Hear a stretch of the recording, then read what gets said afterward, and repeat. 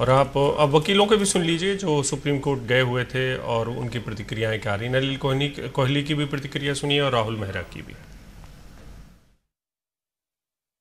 हमने कोर्ट को ये कहा क्योंकि वो हमारी जो अपील्स हैं उनको वो डिस्पोज ऑफ कर रहे थे, जबकि स्पष्ट तौर पे डिफरेंस ऑफ ओपिनियन था दो जजेस का, उसको वो डिस्पोज ऑफ नहीं कर सकते। इसलिए हमारी रिक्वेस्ट पे कोर्ट ने ये अब निर्णय दिया है कि सर्विसेज का जो इशू है वो ऑनरेबल सीजेआई जो है उनको रेफर किया गया है एक लार्जर बेंच कॉन्स्टिट्यूट करने के लिए।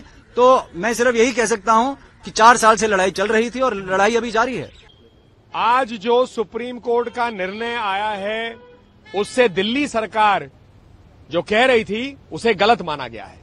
सुप्रीम कोर्ट ने बड़े स्पष्ट रूप से कहा है कि जो दिल्ली के एलजी हैं सर्विसेज को लेके उनके पास काफी अधिकार है, लगभग सारे ही अधिकार हैं। जॉइंट सेक्रेटरी से ऊपर के अफसर की पोस्टिंग वही करेंगे, कोई काम बिना उन्हें दिखाए नहीं हो सकता। यदि एलजी साहब चाहे तो अलग अपना मतभेद भी उसमें लिख सकते हैं। इसके अतिरिक्त एंटी करप्शन ब्यूरो स्पष्ट रूप से एलजी या केंद्र सरकार के पास है, केजरीवाल जी के पास नहीं जाएगा।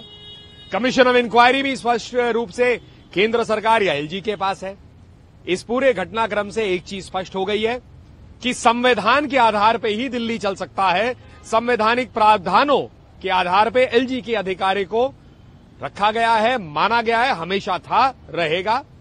और केजरीवाल जी और उनकी सरकार संविधान से हट के कार्यशैली नहीं कर सकते, उन्हें संविधान के आधार पर ही काम करना पड़ेगा। सुप्रीम कोर्ट के जजमेंट ने इन सब चीजों को स्पष्ट कर दिया है।